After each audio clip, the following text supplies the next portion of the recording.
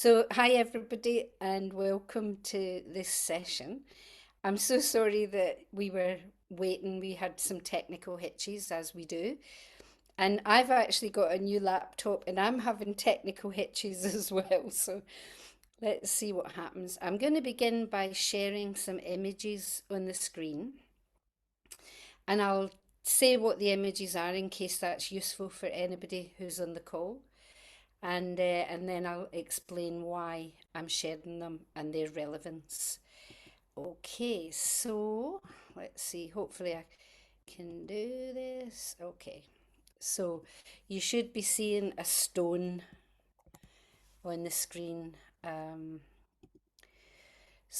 this, just as you look, it's a very large grey stone, and as you look at it, I'll just tell you that it comes from um, a workshop that I've done a few times now, run by Joanna Macy, who's, as you probably know, a great advocate for climate work and, in fact, has been working in the whole field of despair and empowerment for an extremely long time.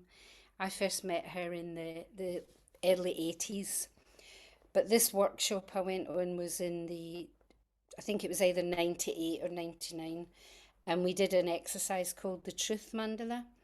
And in the centre of this circle on the floor, we had four objects. So there was this stone, and the stone represented fear or anxiety.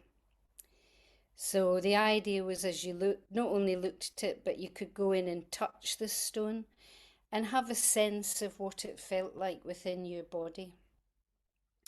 And for most people, it evoked fear or anxiety as like a stone within your heart, really, or within your stomach, I think, in a lot of cases.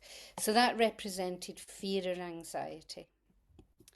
The second image was dead flowers, or the second object was a bunch of dead flowers.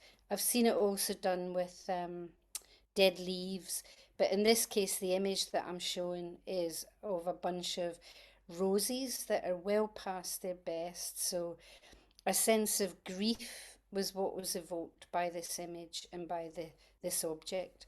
So a sense of sadness and grief and impermanence. And then there was a stick. And the idea of the stick, or what the stick was representing or evoking, was anger. And the idea with this one wasn't that you used it to beat anything up or anybody up, but just that you held the stick and really kind of let yourself feel the anger that might be in. So that's a stick in that image. And the final image is of a wooden bowl, and it's an empty bowl. And this empty bowl represents hopelessness, despair, a sense that there's nothing that we can actually do. So that was my images that okay. So hopefully you've got me back now and the images have gone. So as I say, I did this workshop with Joanna Macy in Barcelona, in fact, and it was quite something because I ended up translating because her translator came down with laryngitis, which for the translators amongst us is the worst thing that could possibly happen to you when you're translating. So I ended up stepping in, although I hadn't ever done the workshop before, so it was a very interesting experience. And this truth mandala, I found it one of the most potent, powerful, evocative exercises that I had ever done. So I'm going to say a little bit about each of those images and the feelings that they evoked in me, and perhaps that will resonate for others. So the stone represented fear or anxiety. So because I was doing this talk and because I was thinking about fear and anxiety, I did a lot of reading over the last week around eco anxiety. ecological anxiety or distress. I hadn't realised that there was so much written on this topic, but there's a massive amount of eco psychology and a massive amount of work that's been done in sort of helping people really to come to terms with perhaps the fear that they sense or feel. It's been defined as a chronic fear of environmental doom. So I think that's a feeling that I would imagine that many of us have experienced. Another widely cited definition is the generalized sense that the ecological foundations of existence are in the process of collapse. This comes from a paper called Anxiety and the Ecological Crisis, which I think was in Sustainability magazine. So there's a lot of work being done around the effects on mental health of people coming to terms with their responses to the economic aspect as part of it, but the ecological crisis. There's been a lot of work done in the American Psychologist magazine a long time back, actually, in 2011. There was an article called The Psychological Impacts of Global Climate Change. And this article talks about three broad pathways by which these effects take place. I want to just say a little bit about each of these. So directly, indirectly, and just through mere awareness. And I found that quite an interesting set of pathways, because I sometimes feel that my own life is very privileged when I think about the ecological crisis. It hasn't really impacted that directly on me, where the direct effects happen more in terms of exposure to extreme weather events, heat waves, fires, forest fires, floods. And none of those things have affected me directly, although they've affected people who are close to me, particularly floods and wildfires. I have known quite a few people who've experienced that. So that would have a very big effect on people's physical and mental health. And the indirect pathway is also to do with well-being and mental health. And there's all sorts of indirect consequences that some scientists will argue, have nothing to do with climate change. I'm not convinced by that. Perhaps they don't have their origin in the climate emergency, but they're certainly exacerbated by them. They're made worse by them. So things like loss of land, migration, exposure to violence, even the change of social environments and even cultural environments. In several parts of the world, according to the report of the Intergovernmental Panel on Climate Change, there have been massive, massive impacts on the mental health of children and adolescents in particular. Climate change has significantly impacted people's financial income, for example, by reducing agricultural output. So the third pathway is the one that I guess I'm more directly experiencing, which is just awareness of what's happening in the world. And this can cause all sorts of levels of anxiety and grief. And it sometimes feels strange, the intensity of my own response to events that don't directly affect me. And I sometimes think my Buddhist practice has made me more sensitive to that rather than, but also hopefully more robust. So I'll say a bit more about that at the end of this time. Awareness for climate change in young people has grown throughout Europe, And we've seen that with the Fridays for the Future movement, which started in 2018. And I'm looking at people on this screen that I know have participated in those Fridays for the Future, including my friends from the Glasgow Buddhist Centre. We did quite a lot of meditations in George Square, which is right in the heart of Glasgow. And one of the things that came up again and again in these articles that I was reading was that this anxiety was compared to the nuclear anxiety that was experienced during the Cold War period. And that really touched me somewhere because I was a child. I was born in 1952. I know that's very hard to believe that I'm that old, but I am. And I well remember the nuclear threats and the Cold War. I well remember being talked about in school and having terrible dreams about it and dreams about the mushroom cloud, etc. So when I read that, I thought, yeah, that makes a lot of sense because it was destruction. And the whole nuclear age was about the destruction of humanity. And that's what we're facing now, and perhaps in an even a broader scale. So then the stick. Well, the stick is anger, and I have to confess before you all, in the spirit of full Buddhist confession and transparency, this is my own personal default position. Rage is my own. I tend to feel anger when I think about many of the things that are happening and the fact that so much of it could actually be avoided if governments took some more action. Now, one of the things that's wound me up only in the last week was that I read that Global Witness had found that there were more than 600 delegates at COP27 who are linked to fossil fuels. And when I read that, I thought that apparently that's like a 30% increase on any of the previous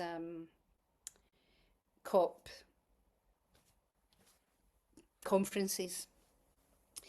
And it was more than the combined delegates from the 10 countries that are most impacted by the climate emergency. So that just made me furious. I stomped up and down Sauchiehall Street in Glasgow. The day I read that, I happened to be in town, and I just stomped up and down the street feeling so furious. Anyway, I'll come back to that. But one of the things I've discovered in my own practice over the years is that when I feel that sense of rage, if I sit with it and allow myself to go underneath the anger, often, if not always, what I find is sadness and grief. Because I, for my own conditioning reasons, my familial conditioning, my cultural conditioning, I do not find sadness easy to sit with. I find anger and rage a much more enjoyable response. So part of my own Buddhist practice over 40 odd years has been that when I feel anger, to try to sit with that anger and just go beneath it and really try and feel the sadness. So remember those dead flowers or those dead leaves. And in the exercise, Joanna Macy encourages people to pick them up and touch them and really have a sense of them. And I found that a very powerful thing to do. I almost had a sense of repulsion the first time I did it. I really did not want to feel that sad. But one of the things I've discovered through my practice and through work that I've done in the past, particularly working as a bereavement counsellor many, many decades ago, I kind of discovered that actually grief is not a negative emotion. It's actually a very positive emotion. It's actually an emotion that allows us to really feel our sense of connectedness. So grief, again, I read a whole lot of stuff around grief over the last week or so. Ecological grief, known as climate grief, refers to the sense of loss that arises from experiencing or learning about environmental destruction. It's been defined as the grief reaction stemming from the environmental loss of ecosystems by natural and man-made events. And an interesting thing I came across was a report in Nature magazine from 2019, and it was an article written by Australian scientists who were exploring the decline of the Great Barrier Reef. And they reported feelings of anxiety, hopelessness, and despair. So these were scientists working on this project to measure the Great Barrier Reef. And I can't quite remember the statistics, but it had extraordinarily declined. And that meant a lot for a lot of other parts of the ecosystem around Australia. So interestingly, when they were working on this, even as scientists, apparently detached in a way and able to be objective, what they reported was anxiety, despair, and hopelessness. So the bowl, that fourth of the images, the empty bowl, represented helplessness. And again, I think that's a very common feeling when we really try to think about the environmental crisis, because it's very hard to think what we individuals can do in the face of such massive destruction. But I want to put that exercise and those four objects into the context in which they're offered in Joanna Macy's work. So they come from what she calls the work that reconnects. Her thesis being, and I think she's absolutely right here, her thesis being that we disconnect from our emotional response to what's happening.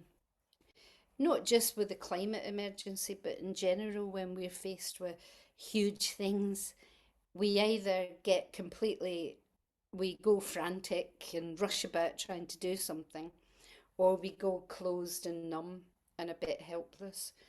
So this work is, she describes it as a spiral of work, and it begins with gratitude. And that seems like a very important place to start. So Joanna Macy is a Buddhist herself. She took refuge in a Tibetan Buddhist community in the 60s and is obviously very influenced, particularly by Tibetan Buddhism. So she talks about the need to feel gratitude before we feel anything else. And that's interesting because in Triratna, all of our ceremonies, when one moves into the order or makes a public commitment, they all begin by making offerings. They all begin by offering a flower, a candle, and a stick of incense. And they represent many things, but one of the things that they represent is gratitude, that we open the ceremony up with a recognition that we found something wonderful and that we want to note that. So it begins with gratitude, and there's all sorts of exercises to help us remember the beauty of the world as well as our feelings of sadness, etc.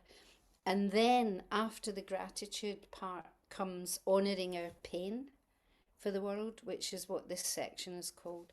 And it's in that section that we find this exercise with the four objects representing fear, grief, anger, and helplessness. But the spiral doesn't end there, fortunately. That's an important part of the work because it's very important that we acknowledge what we feel in the face of crises. But it moves on, and the next stage is called seeing with new eyes. And seeing with new eyes is about a shift in consciousness.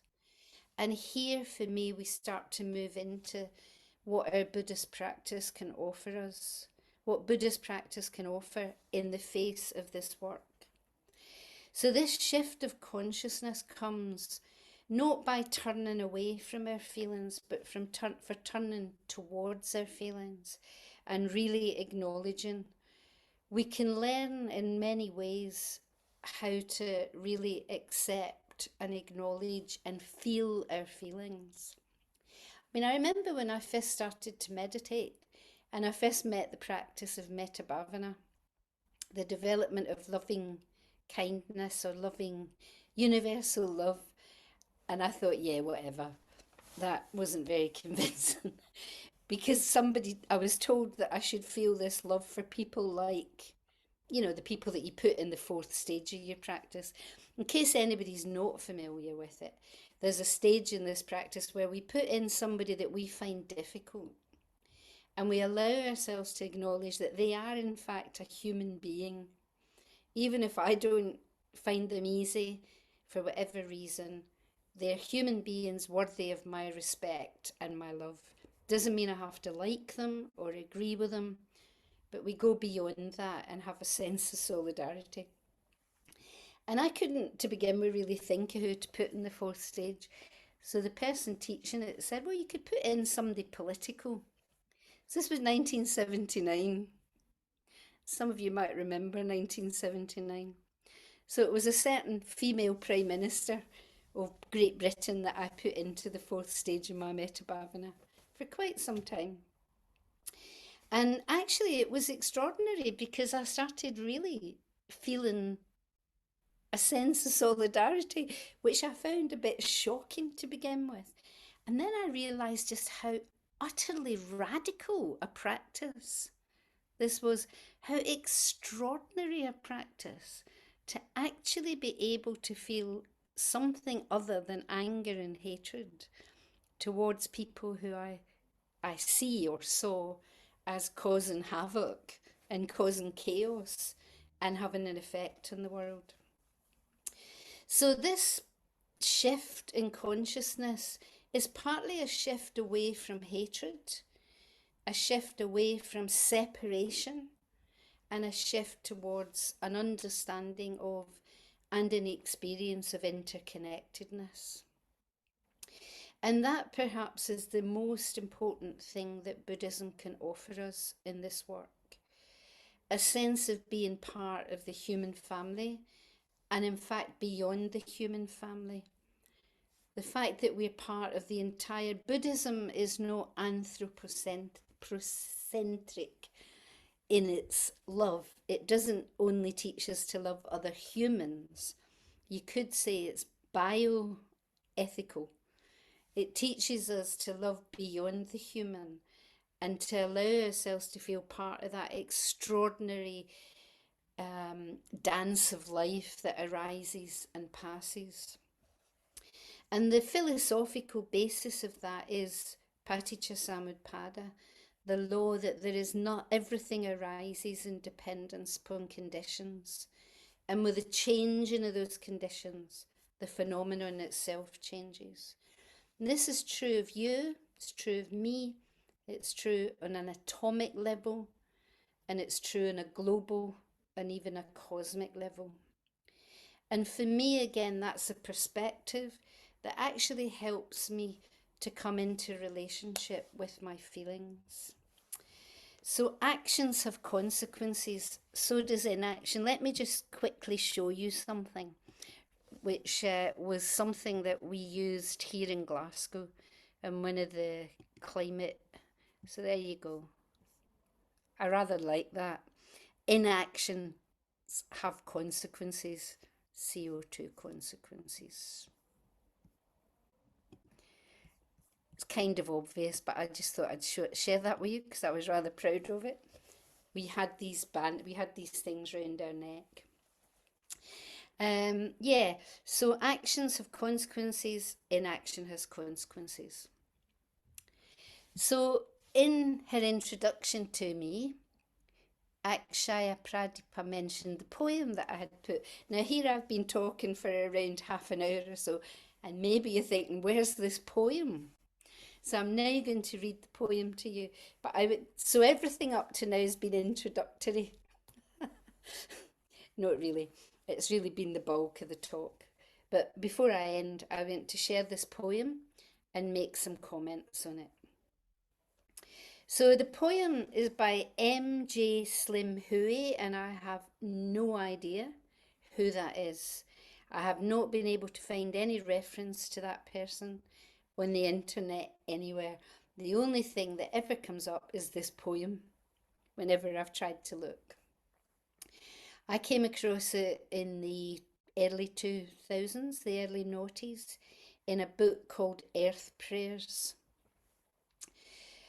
I have come to terms with the future. From this day onward, I will walk easy on the earth, plant trees, kill no living things, live in harmony with all creatures. I will restore the earth where I am, use no more of its resources than I need, and listen to what it is telling me. I actually found that rather an extraordinary little poem. I found it quite a mission statement, almost. I felt it was a mission statement that I could take upon myself. So when I first came across it, I printed it out and I had it above my desk in my study. And I tried to remember it. There's so much in it. There's so much in it that we can actually do. There are practical things. I will walk easy on the earth. Now, the Buddha told us 2,500 and more years ago to leave no tracks. A Buddha leaves no tracks. Again, I find that very beautiful and very inspiring.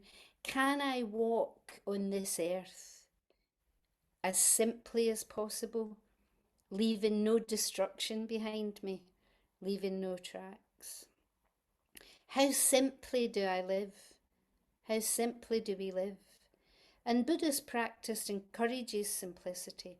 We have in our precepts, our ethical guidelines, the first precept, cause no harm, and the third precept, to live simply. So right there, I think we have things in our practice that we can actually do. I like things we can do, can actually feel like there's something we can put into practice. We can plant trees. And I know that some of you in this call have planted trees. And that is such a wonderful and beautiful thing to do. I have never planted a tree. I quite like to plant a tree. I have paid for trees to be planted, but I have never actually dug up the soil and put the tree in the soil. And also we can live in harmony with all creatures, killing no living being. Isn't that wonderful? That's metta in practice. But specifically as Buddhists, where will faith come in? The title of this talk and this conference is Fear, Grief and Faith. It's quite easy to talk about the fear, and it's fairly easy to talk about the grief. It's perhaps not so easy to share the faith, but I think it's very important that we do keep the faith, as it were, that we do keep in touch with our faith that there is something beyond the mundane. And just on a very practical level, I think we're very fortunate as Buddhists or as Buddhist practitioners or people affiliated in some way with Buddhism to have ways to work with our mental states. So that fear, if it arises, that grief as it arises, the rage, the helplessness, we have ways, meditation, even study, which helps us put things in perspective. And maybe most of all, we have metta. And I just wanted to say that fear, anxiety, grief, rage, helplessness, they're actually not unreasonable responses. I think sometimes we feel these things and we think we shouldn't. We think, oh, especially if you're a practicing Buddhist, Buddhists are terrible for this. They kind of think, oh dear, I'm a Buddhist, I shouldn't ever feel angry, or I'm a Buddhist. Why am I allowing fear to overtake me? You're just sensible, sensitive human beings. And as I said at the beginning, I sometimes think our Buddhist practice makes us even more sensitive human beings. So there is absolutely nothing wrong with feelings of anger, of grief, even of fear, of anxiety. It's what we do with those states as they arise. If we can hold them in metta, then they won't overwhelm us, they won't overtake us. If we can, in the words of the Metta Sutta, wish in gladness and in safety, may all beings be at ease.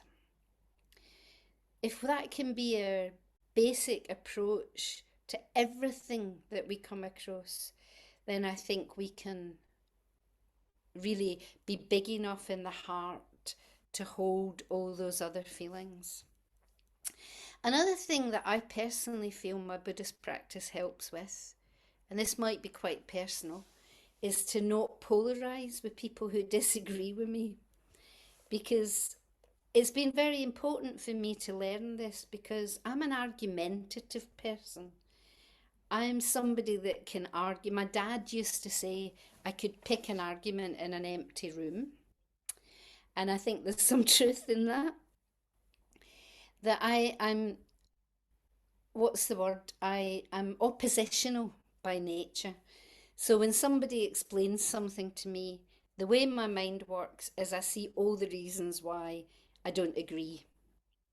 Even when I agree, my first position is usually to work out why I don't agree, and then I can go beyond that. So, of course, when I come across people saying things like climate change is not man made, it's not, it's just something that happens, I get quite angry. And I can easily polarize with those people. So, again, with my Buddhist practice of metta, I've really learned and worked at trying not to polarize. I read something on Twitter recently, and it was a quote. It was from Greta, our Greta, but it wasn't her. It was in quote marks, so she was obviously quoting somebody else. And it was about this thing of all these people at COP27 who've got connections with fossil fuels. And the quote said, if you want to address malaria, you don't invite the mosquitoes. And at first I thought, yeah, that's a good point. And then I thought, actually, maybe you do invite the mosquitoes. Maybe the only way to really solve malaria would be to get the mosquitoes on your side. Anyway, thinking that analogy through a bit, I thought, I mean, cynically, I don't really think that these people were at COP27 to learn how to. Maybe they were. I want to hope that at least having been there would mean that it would have some effect. So that was something that I thought as a Buddhist I could really make a definite commitment to try to communicate and dialogue rather than dismiss and argue. And just before I finish, another thing I think we can offer is the creation of community. Now, I think there are people in the call who are from other Buddhist communities as well. My main experience is within Triratna. I have experience of other communities, but I've lived within Triratna for a long time. And those of you who know Triratna will know that great emphasis is put on community and friendship. And I do think that this is a really crucial thing in our dealing with our feelings of fear and grief, etc. To know that they can be held with others who feel the same. Aldo Leopold, who I imagine most of you will have come across, was the first person, as far as I know, to use the term ecological grief. And he wrote that one of the penalties of an ecological education is to live alone in a world of wounds. To live alone in a world of wounds. It's a very strong statement. But we don't actually have to live alone. I think we can really commit to holding each other. And the Tree Rattle Earth Sang is a wonderful resource for this. You know, if you're not already in some way affiliated or interest or involved, do have a look, because I think to come together with like-minded people will take us a long way in dealing with our feelings. I want to finish by just mentioning what for me is my deepest faith, the deepest tenet of my faith, the thing that gives me inspiration and joy is the Bodhisattva ideal. So, without time to go into a lot about what that is, if you're not familiar with it, it's the idea that our practice, our Buddhist path that we follow not only for ourselves, but we follow with the end game, as it were, of alleviating suffering for all beings. It's a lofty ideal, it's a huge ideal, but it's also a felt ideal. It's something we can experience. That sense that our practice is not just for us alone, but actually that it may have some effect in the world around us. And I do believe that to be true. Now, the Bodhisattva, as it were, recognizes the impermanence of all things. And I've heard this used sometimes to say, why are people getting wound up about climate change? It's just something that happens. All life is impermanent. And while that may have some philosophical truth, I don't think it's good enough as a response. Even if we were to believe that it's too late, which some people do believe, I know, even if we're to believe that there is nothing really we can do, I still think it's important to act as if we can.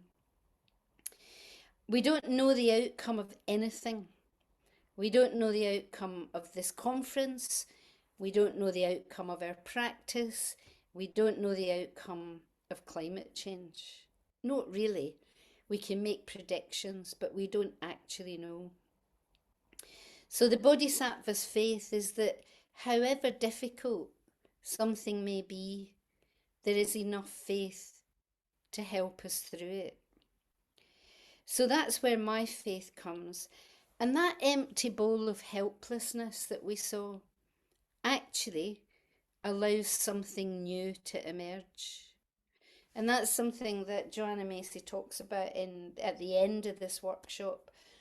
She says each of those things has what she calls a tantric flip. So the fear, the other side of that fear, is a genuine and real concern and care. The other side of the dead flowers of the grief is love. We only grieve that which we fear to lose, and we fear to lose that which we love. So the other side of grief is big love, deep love. Anger is generally because we see the injustice of things, and there's a sense of really wanting to be effective. And that empty bowl of helplessness, it just shifts everything away. It allows us to hit rock bottom, to use that term, and it allows something new to emerge. And what needs to emerge is love. Whatever we think, whatever we, whatever our approach to things is, whatever feelings we might have, I do genuinely believe that the only real response that will be helpful to us, ourselves, and helpful to the world is to dig deeper into love. To love ourselves, to love each other, to love the planet. So if the hosts will allow me, I'd like to finish with 5 minutes of music and an image. Yeah, is that okay? So I'll say thank you just now. Thank you to the translators especially. I hope I didn't talk too fast. When I get excited, I tend to get faster, but I tried to stay slow. And thank you to the organisers of the conference altogether. Thank you to the Triratna Earth Sangha people for bringing this together. And on a personal note, thank you for giving me the opportunity to share some of my thoughts and share my faith, which is deep. It really is. So I'm going to finish with a bit of music and an image. The image is also from our, I'll just make sure the music can, yeah, share sound. So this is also from our Triratna Air, Glasgow Buddhist Centre. Oops, shift. Okay.